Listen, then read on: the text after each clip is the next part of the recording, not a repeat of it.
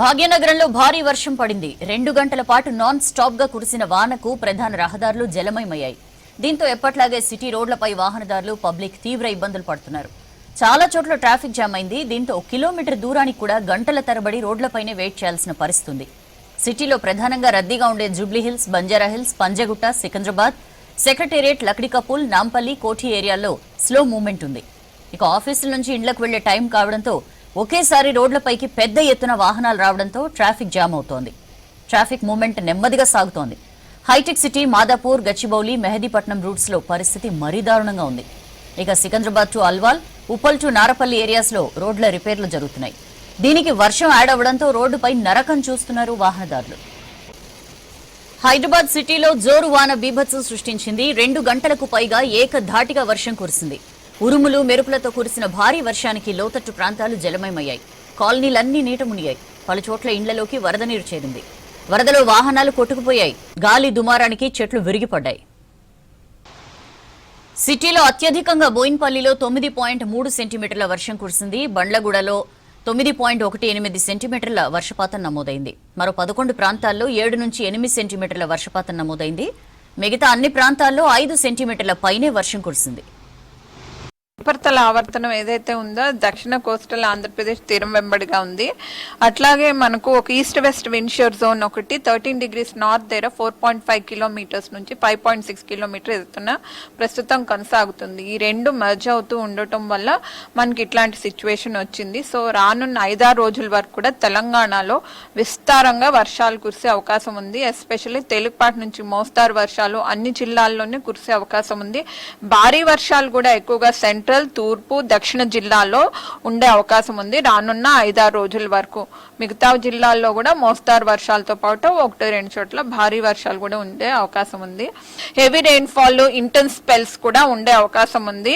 అట్లాగే చూసుకుంటే రేపు ఎల్లుండి కూడా మనకు మోస్తారు నుంచి 1-2 చోట్ల భారీ వర్షాలు కూడా మన జిహెచ్ఎంసీ ప్రాంతంలో కురిసే అవకాశాలు మోడల్స్ సూచిస్తున్నాయి. రేపు వెస్టర్న్ డిస్ట్రిక్ట్స్, సిద్దిపేట, హైదరాబాద్ పరిసర జిల్లాలు, మహబూబ్ నగర్, నాగర్ కర్నూల్, అట్లాగే ఎల్లుండి చూసుకుంటే మనకి ఈ వెస్టర్న్ డిస్ట్రిక్ట్స్, కొన్ని సౌత్ డిస్ట్రిక్ట్స్, తర్వాత ప్రాంతంలో కూడా మనకి వెస్ట్, ఈస్ట్ ప్రాంతంలో కూడా వర్షాలు ఉండే అవకాశాలు కనిపిస్తున్నాయి. మనం గడిచిన 24 గంటల్లో చూసుకుంటే మహబూబ్ నగర్ ప్రాంతంలో 12 సెంటీమీటర్ల వరకు, రంగారెడ్డి, మేడ్చల్, అట్లాగే నల్లగొండ ఈ ప్రాంతాల్లో 7 నుంచి 12 సెంటీమీటర్ల వరకు కూడా నమోదవటం జరిగింది. మిగతా చోట్ల కూడా తేలికపాటి నుంచి మోస్తారు వర్షాలు అనేక చోట్ల కురిశాయి. అట్లాగే చూసుకుంటే రానున్న రోజుల్లో కూడా అనేక చోట్ల గాని, చాలా చోట్ల గాని వర్షాలు అవి నమోదయ్యే అవకాశాలు కనిపిస్తున్నాయి. యాక్చువల్లీ మనకి నిన్నటి వరకు చూసుకుంటే -29% వరకు కూడా తెలంగాణ రాష్ట్రంలో వర్షపాతం అనేది లోటు కనిపించింది.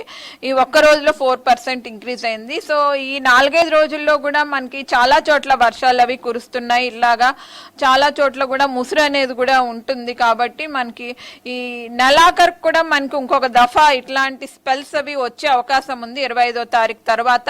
సో మనకు మొత్తానికి జూలై ఎండింగ్ కి నార్మల్ సిచ్యువేషన్స్ అవి కూడా వచ్చే అవకాశం కనిపిస్తుంది. యాక్చువల్లీ ఇట్లాంటి సిచ్యువేషన్స్ లో అవి తక్కువ పడినా ఎక్కువ పడినా మనకి రోడ్స్ అవి కొంచెము జారుడుగా ఉంటాయి. అట్లాంటప్పుడు కొంచెము జాగ్రత్తలు వహించాలి. తర్వాత ఎక్కువ వర్షం అది పడినప్పుడు ఒకేసారి ఇంటెన్స్ స్పెల్స్ కానీ, వెరీ ఇంటెన్స్ స్పెల్స్ కానీ వచ్చినప్పుడు ఒక గంటలోని అప్పుడు ఫ్లడ్డింగ్ అది ఎక్కువగా ఉండే, ఫ్లాష్ ఫ్లడ్స్ వచ్చే అవకాశం ఉంటుంది. రోడ్స్ అవి కూడా మునిగే అవకాశం ఉంటుంది. కాబట్టి ఆ టైంలోనే ఆ 1 అవర్ సేఫర్ జోన్స్ లో ఉండటం మంచిది. యాక్చువల్లీ ఈ ఇన్ఫర్మేషన్ ఎప్పటికప్పుడు కూడా స్టేట్ డిసాస్టర్ మేనేజ్మెంట్ అథారిటీస్ తోటి జిహెచ్ఎంసీ అధికారులకు కూడా 2 రోజుల మునుపు నుంచి ఎల్లో వార్నింగ్స్ అవి జారీ చేయటం జరిగింది. ఇన్ఫర్మేషన్ కూడా ఇవ్వటం జరిగింది.